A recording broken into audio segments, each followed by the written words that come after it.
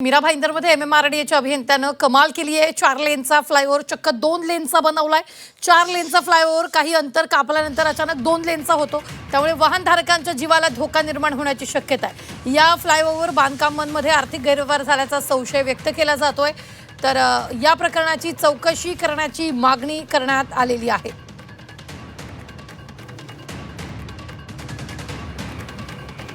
मोठी बातमी आपण आत्ताच्या क्षणाची पाहतोय। मीरा भाईंदरमध्ये अभियंत्यांची टेक्नॉलॉजी सध्या पाहायला मिळते।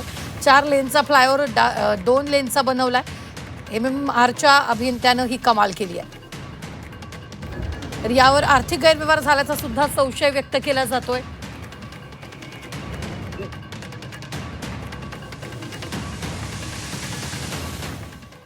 या ठिकाणी फ्लायओव्हर 4 पदरी म्हणजे आज 2 पदरी असायला 2 पदरी या साईडला बनवून या ठिकाणी अतिशय चांगल्या प्रकारचं बनवलेलं आहे।